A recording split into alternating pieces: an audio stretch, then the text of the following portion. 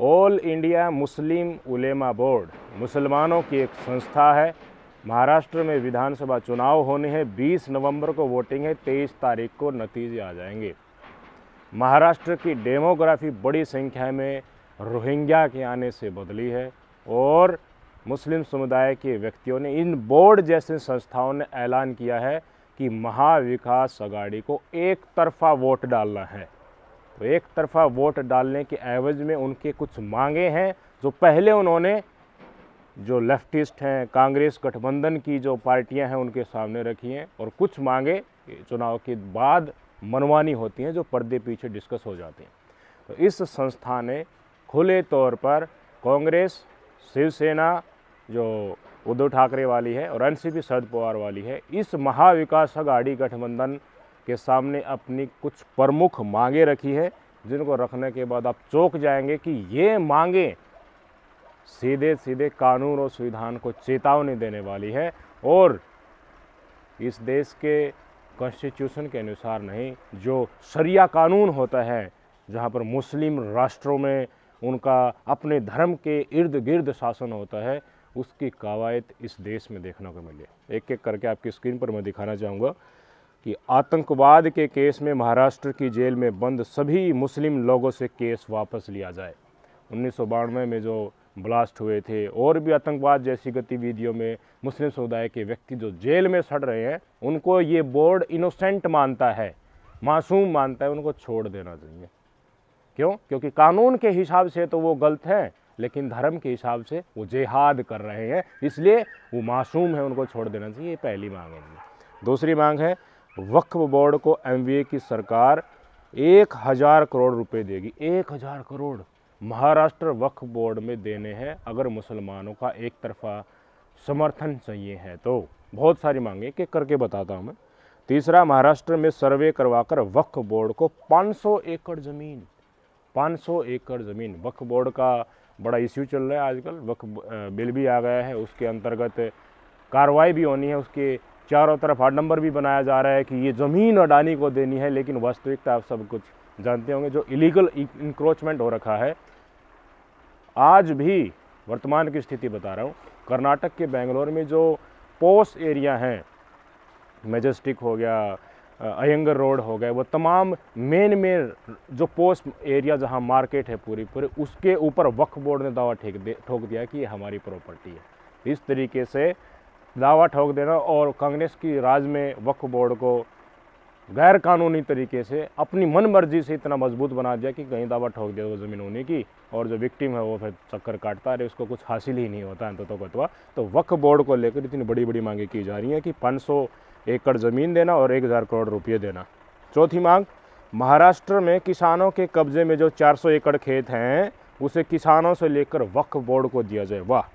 Maharashtra police में 30% मुसलमानों को भर्ती किया जाए, धर्म के आधार पर भर्ती किया जाए। महाराष्ट्र में मुसलमानों को 10% धार्मिक आधार पर आरक्षण दिया जाए। महाराष्ट्र में सभी मुस्लिम मौलवी और उलेमा और मुफ्ती को 15,000 सरकारी खजाने से सैलरी दी जाए।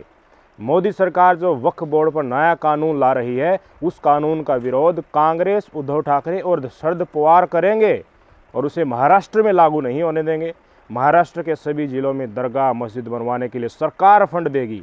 रामगिरी जी महाराज और नीतीश राणे जो हिंदुत्व के लिए बोलते हैं, उनको जेल में बंद किया जाएगा। पैगंबर मोहम्मद के बारे में कुछ भी बोलने वालों को फांसी की सजा दिया जाएगा।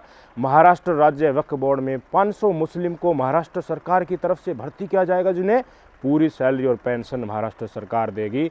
महाराष्ट्र में कांग्रेस, उद्धव ठाकरे और शरद पवार की सरकार बनने पर आरएसएस पर प्रतिबंध लगा दिया जाएगा, लेकिन किसी भी मुस्लिम संगठन पर कोई रोक नहीं। और मुस्लिम संगठन क्या करते हैं कुछ आपको पता ही होगा। महाराष्ट्र में 50 मुस्लिमों को टिकट दिया जाएगा। 2012 से 24 के बीच जितने भी मुसलमान किसी भी जुर्म में, चाहे हत्या हो और कुछ हो, उस पर सारे मुकदमे वापस लेकर उनको जेल से रिहा किया जाएगा। ये मुस्लिम संस्था की मांगे हैं महाविकास अघाड़ी को समर्थन देने के एवज में।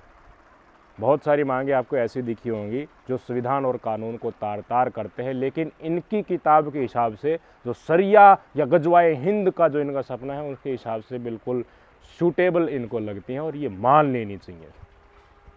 क्या स्थिति है महाराष्ट्र में? 51% से नीचे डेमोग्राफी चेंज होने से हिंदू आ गए हैं महाराष्ट्र के अंदर। मुस्लिम पॉपुलेशन 30% से ज़्यादा बढ़ गई है महाराष्ट्र के अंदर, ये स्थिति है। और जब अचंबा होता है कि ये तो होना ही नहीं था, ये नतीजा कैसे आ गया, उस समय पर ध्यान आता है कि डेमोग्राफी ने क्या क्या चेंज कर दिया। देखिए, सबको अपना धर्म का पालन करने का अधिकार है, लेकिन कानून और संविधान सबके लिए बराबरी तरीके से लागू हो, ये हमें स्वीकार कर लेना चाहिए। किसी के ऊपर अत्याचार नहीं होना चाहिए और किसी के ऊपर अति भी नहीं होने चाहिए। जहाँ हिंदू अल्पसंख्यक हो जाते हैं उनका हाल क्या होता है मुझे बता दीजिए।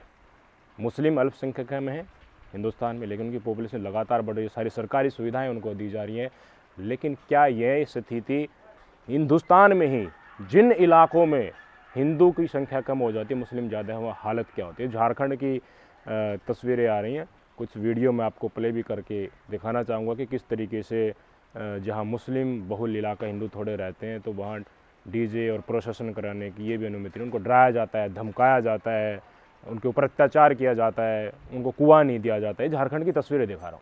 तो वहाँ दुर्गा पूजा का जब मूर्ति विसर्जन जाता है ना, उस समय हम लोग का जुलूस को रोक दिया गया। कब की बात है? अबर दुर्गा पूजा, जो वहाँ पे रोकने के बाद एक हिंदू है प्रदीप मोदी बोल के, हाँ। उसका घर को जलाने की कोशिश किया गया। और एक बार सरस्वती पूजा भी था मधुपुर में ही, वहाँ पर भी मूर्ति विसर्जन नहीं करने दिया था। ये कब की बात है? यही आप इससे पहले वाला बहुल क्षेत्र है हम लोग का, मुस्लिम बहुल क्षेत्र है।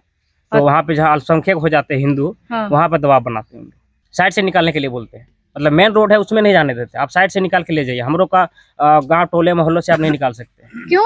वही कि हम लोग का मतलब कि मजहब जो है नाराज हो जाते हैं, हम लोग का जो उन लोग का अल्लाह है नाराज हो जाते हैं।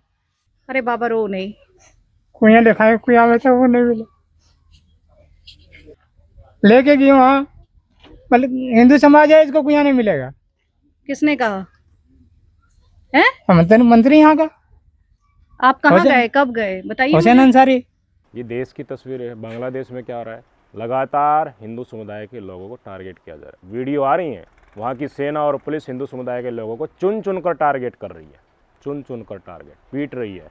और वहाँ के मुस्लिम समुदाय के व्यक्ति बैनर लेकर सड़क के ऊपर निकल गए हैं कि इस्कॉन के समर्थक जितने भी हैं हिंदू, उनकी हम पीठ उधेड़ देंगे अगर उन्होंने इनका समर्थन करने का सरेआम खुलेआम ये कवायद उन्होंने रची। तो ये बांग्लादेश की तस्वीरें आ रही हैं।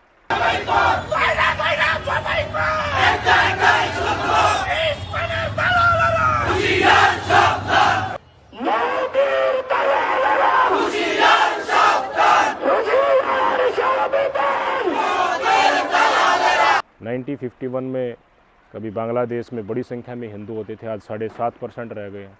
पाकिस्तान में 2% हिंदू रह गए हैं। जहाँ जहाँ मुस्लिम समुदाय के व्यक्ति मेजॉरिटी में है या फिर ज़्यादा संख्या में है, वहाँ हिंदू समुदाय की हालत क्या है। पाकिस्तान से हर रोज़ वीडियो आती है, हिंदू समुदाय की महिलाओं को ज़बरदस्ती किडनैप कर लिया जाता है, उनसे शादी करवा ली जाती है, इस्लाम कबूल करवा लिया जाता है और उनको डराया धमकाया जाता है। कोर्ट में भी अपने पक्ष में बयान दिलवाए जाते हैं। ऐसी वीडियो एक रीना नाम की हिंदू समुदाय की महिला है पाकिस्तान से, उनको छुड़वाया गया है और कोर्ट से मुजरिम जो है जिन्होंने इनको बंदी बनाया था और फिर इस्लाम कन्वर्ट करके शादी की थी, उसको सज़ा दिलवाई गई है। माइनॉरिटी के लिए काम करने वाले लोगों ने। रीना की तस्वीर आप देख लीजिए। मुखे जबरदस्ती खणी विया, अगर बयान तुंहिंजे माइटनि जे तरफ़ ॾींदे तुंहिंजे सभिनि भाउनि खे मारे छॾींदा, रफ़ी सभिनि खे मारे छॾींदा। बाबा बोल। मूंखे कमरे में पूरे छॾियो, अॼु जबरदस्ती ज़ोरी निकिरी। भाई साहब, संविधान और कानून को कौन कितना मान रहा है और कौन सी पार्टियां किसका समर्थन से पहले किस पटकथा पर चल रही हैं और बाद में उनके समर्थन से वो पावर में आ जाती है, होगा क्या? आप समझदार हैं, समझदार।